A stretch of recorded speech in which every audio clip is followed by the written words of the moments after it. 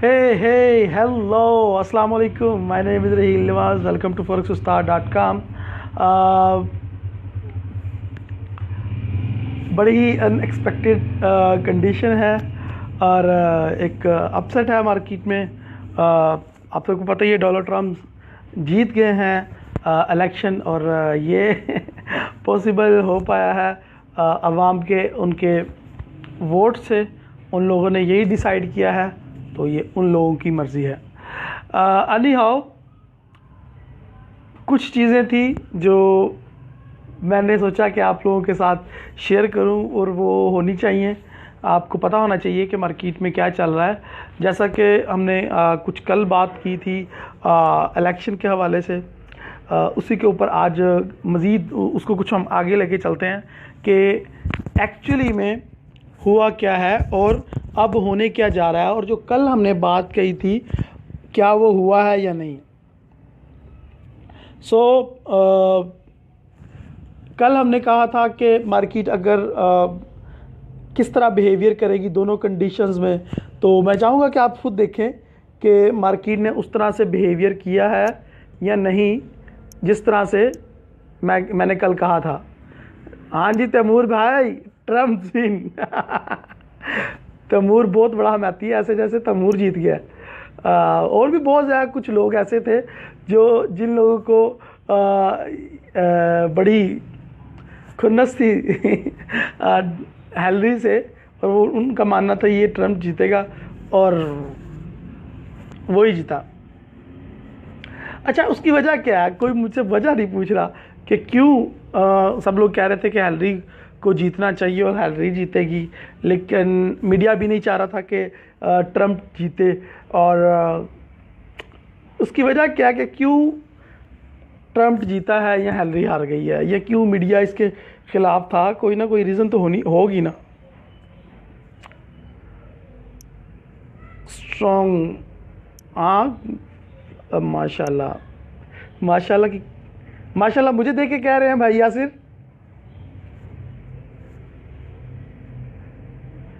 या ट्रम्प के जीतने की वजह से कह रहे हैं? मैं चाह रहा था इस वजह से, तैमूर कह रहा जी। अभी तुम्हें वजह बताता हूँ, फिर तुम्हें जो है वो होश उड़ेंगे।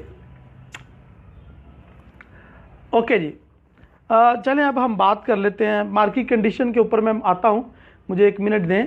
थोड़ा सा पहले हम इसको देख लेते हैं कि ट्रम्प क्यों जीता है और क्या लॉजिक था इसके पीछे।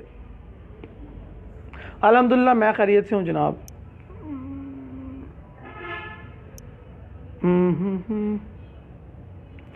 Thank you Yasir, thank you.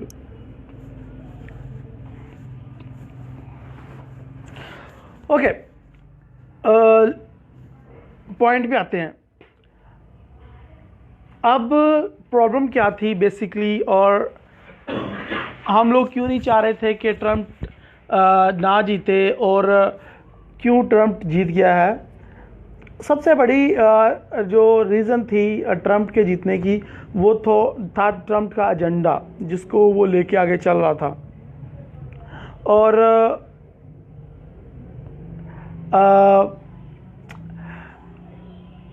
जिस तरह पाकिस्तान में आप हमारा एक कल्चर है, हमारा एक रहने का तरीका है, और हमारा पाकिस्तान में एक तहज़ीब है और एक स्पेशल किस्म का एक एटमॉस्फेयर है यहाँ पे मुसलमानों का। इसी तरह इंडिया में हिंदुस्तानों जो हैं इंडियन में, उनका भी एक स्पेशल कल्चर है और वो भी एक अजीब किस्म की उनकी अपनी एक सोसाइटी है। इसी तरह जो अमेरिका है वहाँ पे भी जिस तरह मुसलमानों में बरेलवी हैं, देवबंदी हैं, वहाबी हैं, और अलग अलग किस्म की हमारी इकसाम है, फिर ज़ात पात है, और बहुत कुछ है मुसलमानों में भी और पाकिस्तानियों में भी और इंडियंस में भी, उनके अलग अलग कल्चर्स हैं। इसी तरह यूएसए में भी एक बहुत बड़ा कल्चर है।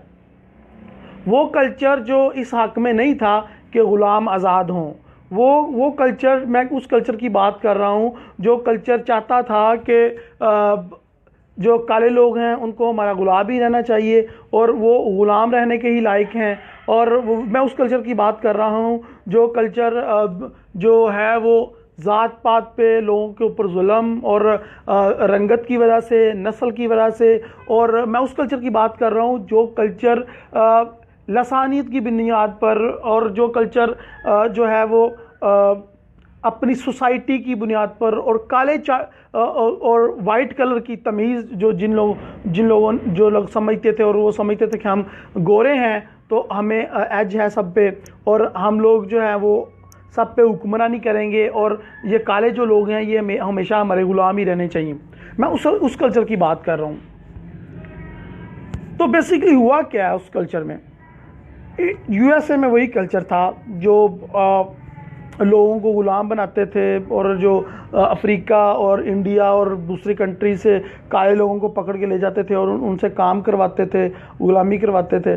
अब हुआ ये है कि उन लोगों की तादाद अब कम हो रही थी, क्योंकि अब ग़ुलामी का कंसेप्ट तो ना रहा नहीं है। तो हुआ ये था कि अब पाकिस्तान से, इंडिया से, और जापान से, चीन से, और दुनिया के अलग अलग ममालिक से जो अच्छे अच्छे ब्रेन जो थे वो पूरी ड्रिल हो रहे थे यूएसए की तरफ, और इंडिया से, पाकिस्तान से, और दूसरी दुनिया की हर कंट्री से अच्छे अच्छे लोग यूएसए में जाके बस रहे थे।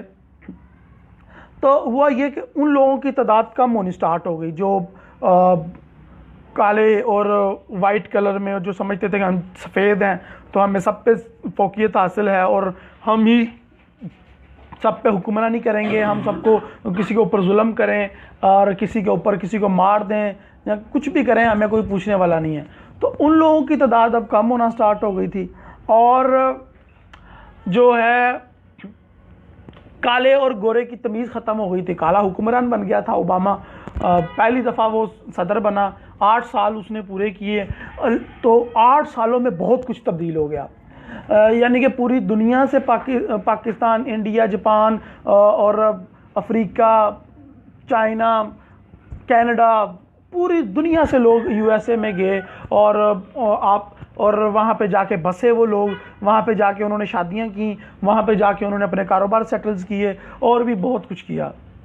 तो उसके नतीजे में हुआ ये कि जो उन लोगों के जो अपने आप को सफ़ेद कहते थे और अपने आप को कहते थे कि हम पूरी दुनिया से बेहतर हैं और बाकी ये जो काले लोग हैं ये हमारे ग़ुलाम हैं, अब उन लोगों के बच्चे भी जो है वो शामिल हो गए थे कालों के साथ।